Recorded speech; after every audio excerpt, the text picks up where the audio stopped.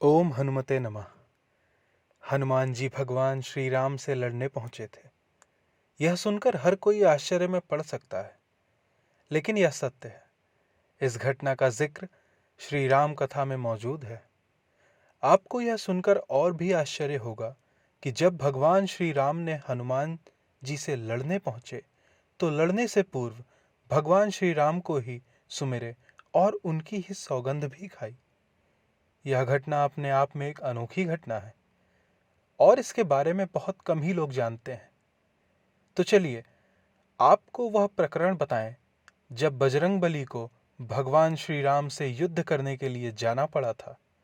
पुराणों में एक कथा है कि जिसके अनुसार एक बार सुमेरु पर्वत पर सभी संतों की सभा लगी थी। कैवर्त देश के राजा सुकंत को जब पता चला तो वह सभी संतों का आशीर्वाद लेने जा रहे थे। तभी रास्ते में उन्हें देवर्षि नारद मिले। राजा सुकंद ने उन्हें प्रणाम किया और उनका आशीर्वाद प्राप्त किया। इसके बाद नारद जी ने उनसे अपनी यात्रा का प्रायोजन पूछा। राजा सुकंद ने उन्हें संत सभा के आयोजन की बात बताई। इस पर नारद मुनि ने कहा, अच्छा है, संतों की सभा में जरूर जाना चाहिए। ऐसा कहकर सुकंद को जाने का आदेश दे दिया। सुकंत जैसे ही सभा में जाने के लिए आगे बढ़े, वैसे ही नारद जी ने उन्हें आवाज दी। इसके बाद उन्होंने राजा से कहा कि जिस सभा में आप जा रहे हैं वहां सभी को प्रणाम करिएगा, लेकिन ऋषि विश्वामित्र का अभिवादन बिल्कुल मत करिएगा। इस पर सुकंत बहुत ही अचरज में पड़ गए और उनसे पूछा कि क्या ऐसा करना उचित होगा। तब श्री नारद जी ने कहा कि वह भी पहले राजा थे, बाद में संत बने और आप भी राजा हैं। राजा सुकंत ने नारद की बात मान ली और सभा में पहुंचकर उन्होंने वैसा ही किया। सभा के समाप्ति होते ही विश्वामित्र श्री राम के पास पहुंचे और अपने साथ सुकंत द्वारा किए गए अपमान की चर्चा की। उन्होंने कहा कि ये संत परंपरा का अपमान है, लेकिन विश्वामित्र जी ने अपमान करने वाले का नाम नहीं लिया। इस पर राम जी ने पूछा, किसने किया आपका अपमान? तब विश्वामित्र जी ने कहा कि यह जानकर आप क्या करोगे? इस पर श्री राम जी ने कहा कि गुरुजी, आपके चरणों की सौगंध लेकर प्रतिज्ञा करता हूं कि जिसका सिर आपके चरणों में नहीं झुका उसका सिर मैं काट दूंगा। भगवान श्री राम की इस सौगंध का जैसे ही राजा सुकंत को पता चला, वह नारद मुनि को ढूंढने लगे, लेकिन नारद मुनि उन्हें मिले तो वह व्याकुल होकर रो पड़े। तब नारद जी ने उनके समक्ष प्रकट हुए और तब तुरंत राजा सुकंत से अपनी सारी व्यथा सुना दी। यह सुनते ही नारद जी ने उन्हें माता अंजनी की शरण में जाने की सलाह दी। यह भी कह दिया, यदि माता ने आपको बचाने का वचन दे दिया तो तुम जरूर बच जाओगे, लेकिन यह भी कहा कि वह किसी को यह नहीं बताएंगे कि नारद जी ने उन्हें यह सलाह दी। राजा सुकंत तुरंत बजरंगबली के घर जाकर बाहर जोर जोर से रोने लगे और उनके रोने की आवाज सुनकर माता अंजनी बाहर आईं। तो सुकंत ने कहा, माता मुझे बचा लीजिए, अन्यथा विश्वामित्र जी मुझे मार डालेंगे। इस पर माता अंजनी ने सुकंत को उनके प्राण बचाने का वचन दिया। उन्होंने कहा कि तुम शरण में हो, तुम्हें कोई नहीं मार सकता। इसके बाद राजा सुकंत को विश्राम करने के लिए कहा गया। शाम ढले जब हनुमान जी माता अंजनी के पास पहुंचे तो उन्होंने सारी बात बताई, लेकिन सुकंत को बुलाने से पहले पवनसुत ने कहा कि तुम पहले सौगंध लो।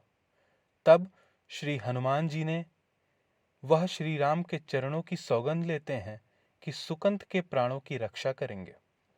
तब माता अंजनी ने राजा को बुलाया, हनुमान जी से पूछा, आपको कौन मारना चाहता है?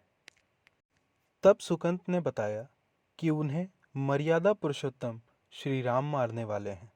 इतना सुनते ही माता अंजनी हैरान रह गईं। उन्होंने कहा, आपने तो विश्वामित्र जी का नाम लिया था। तब राजा ने कहा, नहीं, वह तो मरवा डालना चाहते हैं, लेकिन मारेंगे तो भगवान श्री राम ही। हनुमान जी ने राजा सुकंत को उनकी राजधानी में छोड़ा और श्री राम के दरबार में पहुंचे। वहां पहुंचकर उन्होंने राम जी से पूछा कि वह कहाँ जा रहे हैं। तब मर्यादा पुरुषोत्तम भगवान राम ने बताया कि वह राजा सुकंत का वध करने जा रहे हैं। तब हनुमान जी ने कहा, प्रभु, उसे मत मारिए। राम जी ने कहा कि वह तो अपने गुरु को वचन दे चुके हैं और अब पीछे नहीं हटेंगे। हनुमान जी ने कहा, प्रभु, मैंने सुकंत के प्राणों की रक्षा के लिए अपने इष्ट देव यानी आपकी सौगंध ली है। तब भगवान राम ने कहा कि तुम अपना वचन निभाओ और मैं अपना वचन निभाऊंगा। हनुमान जी राजा सुकंत को लेकर पर्वत पर पहुंचे और राम नाम का कीर्तन करने लगे। उधर राम जी राजा सुकंत को मारने के लिए उसकी राजधानी पहुंचे, लेकिन वह नहीं मिले, तो वह उन्हें ढूंढते हुए पर्वत पर पहुंचे। वहां हनुमान जी राम मंत्र का जाप कर रहे थे। राम जी को देखते ही सुकंत डर गए। तब हनुमान जी ने कहा कि राम मंत्र का जाप करते रहो और निश्चिंत रहो। भगवान नाम पर पूरा भरोसा रखो। लेकिन वह काफी डरे हुए थे, तो हनुमान जी ने सुकंत को राम नाम मंत्र के घेरों में बिठा दिया। इसके बाद राम नाम जपने लगे। राम जी ने राजा सुकंत को देखकर जब बाण चलाना शुरू किया, तो वह राम नाम के मंत्र के आगे विफल हो गया। राम जी हताश हो गए कि क्या करें। यह दृश्य देखकर श्री लक्ष्मण जी बोले कि लगता है हनुमान जी भगवान राम को परेशान कर रहे हैं। तो उन्होंने स्वयं ही हनुमान जी पर बाण चला दिया। लेकिन जब उस बाण ने हनुमान जी नहीं, भगवान श्री राम ही मूर्छित हो गए, क्योंकि हनुमान जी के हृदय में श्री राम जी थे। राम जी जैसे ही होश में आए, वह हनुमान जी की ओर दौड़े।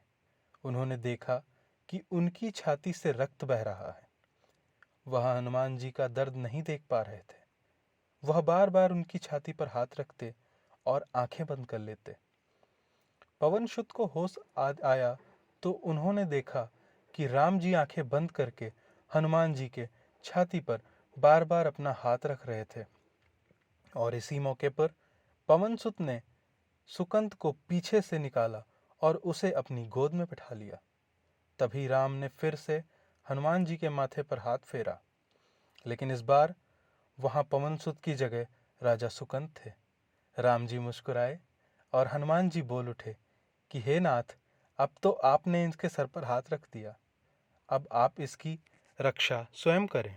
तब श्री राम जी ने हनुमान जी से कहा, हनुमत, जिसे तुम अपनी गोद में बिठा लो, उसके सिर पर तो मुझे हाथ रखना ही पड़ेगा, लेकिन गुरु जी को क्या जवाब देंगे। तब हनुमान जी को विश्वामित्र जी सामने आते दिखाई पड़े। उन्होंने राजा सुकंत से कहा कि जाओ, तब प्रणाम नहीं किया तो क्या हुआ, अब कर लो। राजा ने दौड़कर विश्वामित्र जी का अभिवादन किया। वह भी प्रसन्न हो गए और बोले, राम, इसे क्षमा कर दो। राजा सुकंत विश्वामित्र जी से कुछ कहते कि इससे पहले नारद मुनि प्रकट हो गए। उन्होंने सारी घटना कह सुनाई। तब विश्वामित्र जी ने उनसे पूछा, हे नारद मुनि, तुमने ऐसी बात क्यों कही। तब नारद जी ने कहा कि अक्सर ही लोग मुझसे पूछते थे कि राम बड़े या राम का नाम बड़ा, तो मैंने सोचा कि क्यों न कोई लीला हो जाए कि लोग अपने आप ही समझ लें कि भगवान से अधिक भगवान के नाम की महिमा है। जय श्री राम।